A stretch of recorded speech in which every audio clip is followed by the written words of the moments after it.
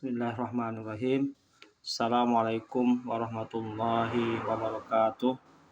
Alhamdulillahirabbil alamin. Wassalatu wassalamu ala asyrafil anbiya'i wal mursalin wa ala alihi wa ashabihi ajmain. Allahumma shalli ala sayyidina Muhammad wa ala ali sayyidina Muhammad. Rabbi shrah li sadri wa yassir li amri wahlul 'uqdatam min lisani yafqahu qawli. Amma ba'd. Anak-anak semua yang Bapak sayangi dan Bapak cintai, yang Bapak harapkan semangatnya tidak pernah surut untuk mencari ilmu, marilah di awal pertemuan ini kita berdoa terlebih dahulu. Semoga Allah memberikan kita ilmu yang banyak, bermanfaat, barokah, sehingga hidup kita menjadi mudah dan indah. Marilah kita awali pelajaran hari ini dengan berdoa sama-sama ya.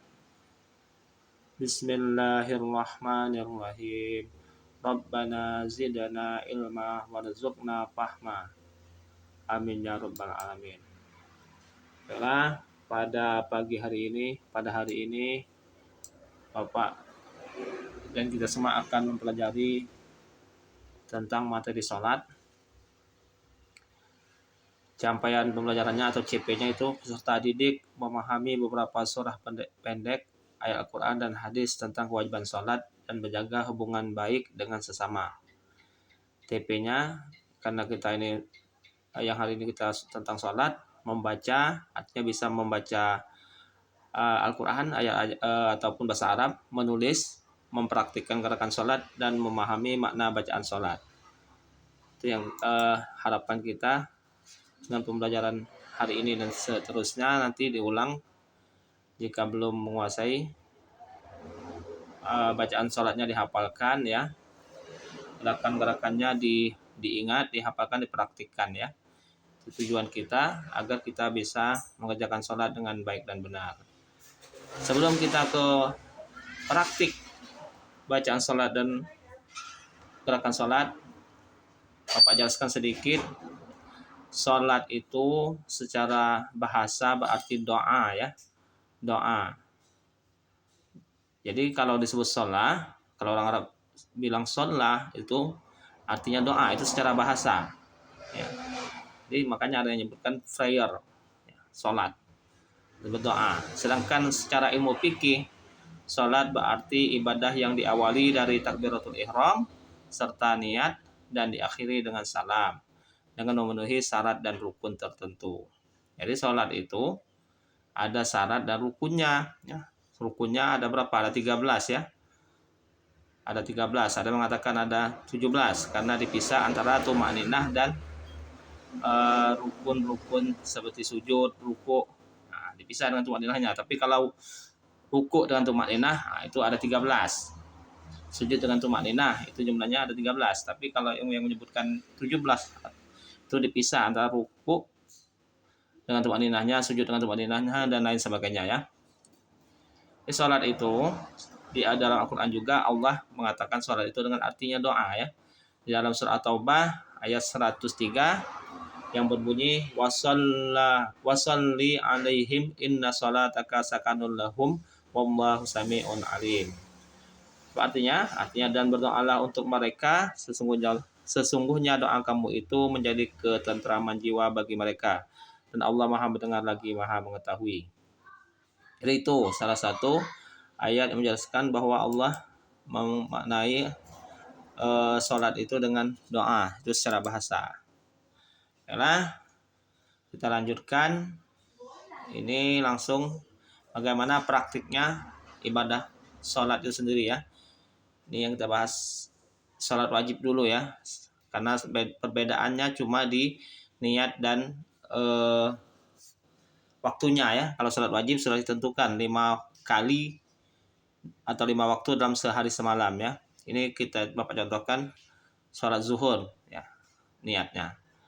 Jadi berdiri yang tegak, ini syarat sholat ya. Berdiri bagi yang mampu ya, ataupun rukun sholatnya juga. Sholatnya menghadap kiblat, rukunnya berdiri bagi yang mampu. Artinya kalau sehat wajib berdiri ya. Terus menghadap arah kiblat. Menghadap arah kiblat itu syarat sahnya sholat, bukan rukunnya sholat ya. Nah, berdiri menghadap kiblat dan pakaian suci menutup aurat. Ini seperti contoh kalau laki-laki pakai gamis. Nah, ketika sudah menghadap kiblat, niatnya untuk usollinya ini bisa dilafazkan dulu sebelum kita angkat tangan. Kita baca Fatihah, baca bismillah dulu. Bismillahirrahmanirrahim itu. Usolli fardhu zuhri arba'a raka'atin mustaqbilal kiblati ada alillahi ta'ala ya. Nah, itu lafaz niatnya. Baru ketika kita angkat tangan Allahu Akbar. Nah, sambil mengucapkan Allahu Akbar situlah letak niatnya dalam hati kita ya. Pas dari ngucap A sampai Ro, Allahu Akbar. Nah, disitulah kita niat dalam hati. Bisa menggunakan bahasa Arab. Usolli fardhu zuhri arba'a raka'atin mustaqbilal kiblati ada alillahi ta'ala. Itu kalau salat zuhur. Kalau salat yang lain tinggal diganti ya, dihafalkan yang lain. Setelah itu ya, seandainya tidak bisa berbahasa Arabnya, belum hafal tapi hafal bahasa Indonesianya, ya boleh. Pas kita ngucap Allahu Akbar itu dalam hatinya pakai bahasa Indonesia, sengaja aku salat fardhu zuhur 4 rakaat menghadap kiblat karena Allah Ta'ala, ataupun bisa dengan bahasa yang lain ya, bahasa daerah juga bisa, yang penting artinya sama, maksudnya sama ya, niat yang di dalam hati. Nah, setelah niat dilanjutkan dengan baca Al-Fatihah. Jadi tangannya disedekapkan di bawah dada dan di atas pusar ya, itu contoh gambarnya. Disergapkan, baca Al-Fatihah ya. Allahu Akbar kabira walhamdulillahi katsira wa subhanallahi bukratan wa asila. Inni wajjahtu wajhiya lillazi fataras samawati wal ardh hanifan musliman wa ma ana minal musyrikin. Inna salati wa nusuki wa mahyaya wa mamati lillahi rabbil alamin. La syarika lahu wa bidzalika umirtu wa ana minal muslimin. Itu ya. Setelah doa kita dilanjutkan dengan baca Al-Fatihah ya. Al-Fatihah ini wajib ya. Ini rukun salat. Jadi tidak boleh ditinggalkan.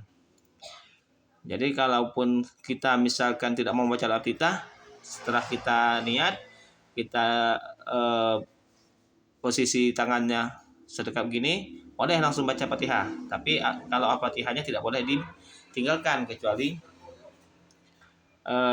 karena Al-Fatihah itu hukumnya rukun ya, rukun salat. Jadi wajib baca Fatihah. Kalau tidak ada Fatihahnya kata Nabi, tidak ada salat ketika tidak membaca Fatihah. Ya, jadi baca Fatihah lengkap dari bismillah sampai waladhdallin amin. Nah, setelah itu dilanjutkan dengan membaca surah pendek ya. Membaca surah pendek ini hukumnya sunnah. Ya. Seandainya pun kita tidak mau membaca surah pendek, setelah Fatihah langsung ruku, boleh, sah-sah saja sholatnya. Tapi sayang, kalau sunnahnya ditinggalkan, maka pahalanya berkurang, rugi kita ya. Jadi sebaiknya baca surah pendek. Ini bawa contohkan surah Al-Kautsar.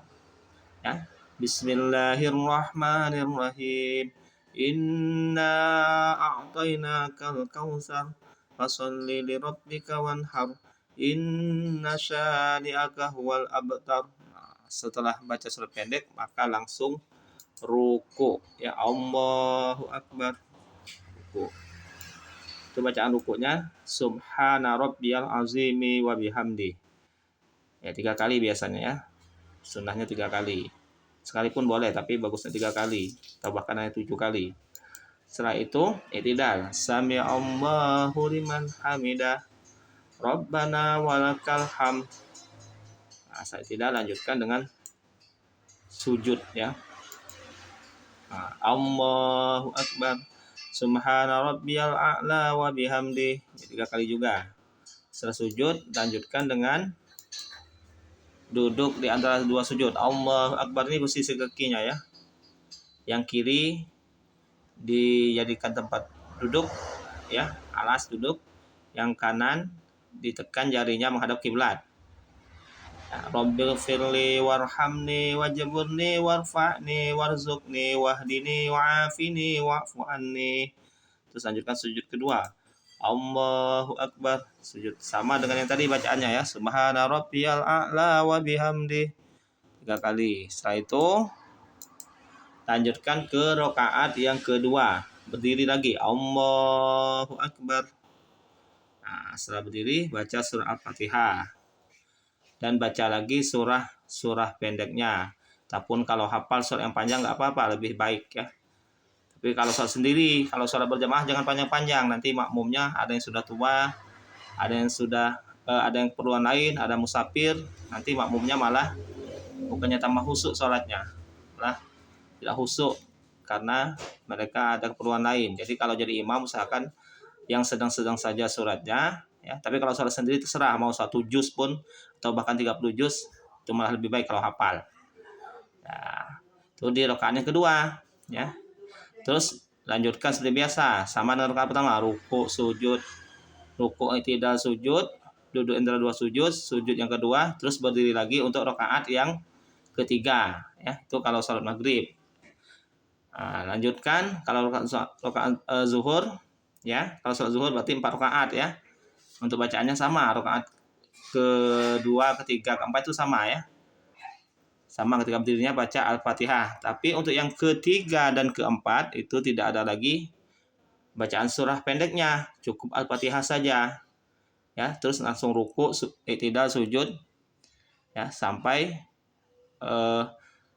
kalau rakaat kedua tadi ada tahiyat awal ya. Rakaat kedua setelah Fatihah baca surah bab ulang. Fatihah, surat pendek, ruku, i'tidal, sujud, duduk antara 2 sujud, terus sujud yang kedua, terus duduk lagi ya, duduknya sama seperti duduk di antara 2 sujud, itu membaca tahiyat awal ya. Nanti kita baca sama-sama tahiyat awalnya setelah ini Bapak jelaskan dulu ya. Jadi setelah tahiyat awal lanjut berdiri rakaat yang ketiga ya. Kalau sudah rakaat awal berarti rakaat ketiga. Nah, untuk ketiga sama dengan rakaat yang kedua tadi, baca Fatihah tapi tidak lagi baca surah. Terus sama ruku, i'tidal, sujud, duduk antara 2 sujud, sujud yang kedua, terus berdiri lagi rakaat yang keempat kalau salat zuhur.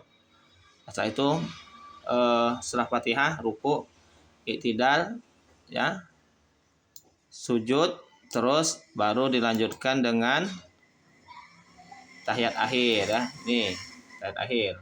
Posisi kakinya begini kalau tahiyat akhir. Nah, untuk yang rakaat kedua tadi, tahiyat awal, kakinya sama dengan duduk di antara 2 sujud ya. Ini bacaannya tahiyat awalnya. At-tahiyyatul mubarakatus salawatut thayyibatu lillah. Assalamu alayka ayyuhan nabi wa rahmatullahi wa barakatuh. Assalamu alayna wa ala ibadillahis shalihin. Asyhadu an la ilaha illallah wa asyhadu anna Muhammadar Rasulullah. Allahumma salli ala sayyidina Muhammad wa ala ali sayyidina Muhammad. Nah, sampai di situ. Itu kalau tahiyat awal. Tahiyat akhirnya ya, tahiyat akhirnya disambung ya. Nah, ini tahiyat akhir. Jadi tahiyat akhirnya lebih panjang.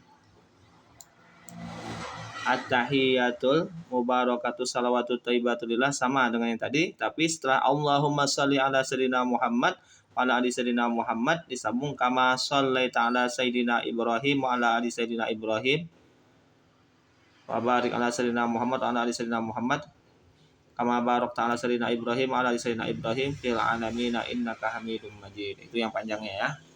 Jadi boleh pakai sayyidina dan boleh juga tidak pakai sayyidina ya. Ya, demikianlah setelah tahiyat akhir baru misalkan kita 4 rakaat. Setelah itu lanjutkan dengan salam ya. Ini. Assalamualaikum warahmatullahi ke kanan, Assalamualaikum warahmatullahi ke kiri ya. Itulah cara gerakan sholatnya ya. Nanti silakan kita nanti sama-sama ya latihan. Ini Bapak contohkan dulu lewat video ini ya, bisa diulang-ulang biar ingat hafalan gerakan-gerakannya, dan untuk bacaannya bisa dicari di buku-buku sholat banyak ya, tinggal kita hafalkan ya. terus kita pelajari. Nah, mudah-mudahan nanti bisa hafal semuanya ya. Ya, untuk pertemuan kali ini Bapak tutup dulu. Mudah-mudahan apa yang kita pelajari bisa bermanfaat, bisa dipahami. Nanti untuk lebih jelasnya kita di pertemuan tatap muka kita jelaskan kembali ya. Bapak tutup dulu. Assalamualaikum warahmatullahi wabarakatuh.